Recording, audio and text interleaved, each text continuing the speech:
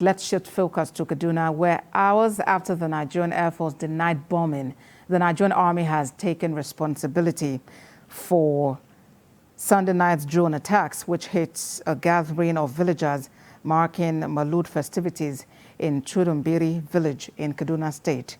The General Officer commanding 1 Division Nigerian Army, Major VU Okoro, explained that the Nigerian Army was on a routine mission against terrorists, but inadvertently affected members of the community. Commissioner for Internal Security and Home Affairs in the state, Samuel Aruwan, made this known shortly after a security meeting with officials of the Kaduna state government, religious leaders, and others. Initial reports suggested the involvement of a Nigerian Air Force drone, which was later denied by the Director of Public Relations for the Nigerian Air Force, Air Commodore Edward Gapquet. But TVC News' Lupe Asom, who has been following this development in that part of the country, joins us live now via Zoom. Lupe, bring us up to speed on that incident in Kaduna. Well, I must tell you, good evening. I must tell you that it's a very unfortunate incident, and for the families, they are still mourning. We visited the hospital this evening where victims, those who sustained injuries, were kept, and we found out that at least 66 persons are at the accident and emergency ward at the moment, currently receiving medical attention. We spoke to the Deputy Medical Director of the hospital. He said they are still assessing some of the injuries they are still assessing the victims to ascertain the extent of injuries sustained.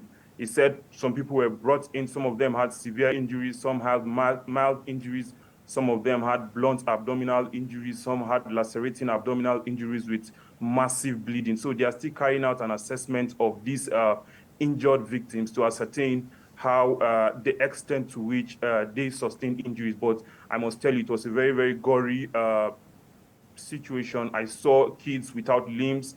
I saw a lot of them with bad fractures. I saw them lying distressed on the ground. We spoke to some of the family members of these victims who were caught up in that unfortunate incident. They said at least 85 people died yesterday at the spot. Of course, security agencies are yet to confirm that, but I spoke to them. He said they gathered at least 85 corpses yesterday. So that is the situation. But they said at the moment, they were even calling on the government to come to their rescue. They said it's a very difficult time for them. Most of these people who are injured can't even afford meals on their table. So they're calling on the government to even come to their rescue and ensure that those who are injured are taken care of properly. All right, Lupe, and are we getting responses from the government or from the Nigerian Army, as it were, about not just footing the bills of those people, but commiserating with them at this critical time? Well, of course, the Nigerian Army have come out to claim responsibility. They said they mistook these people for bandits, and it was in the course of their routine operations.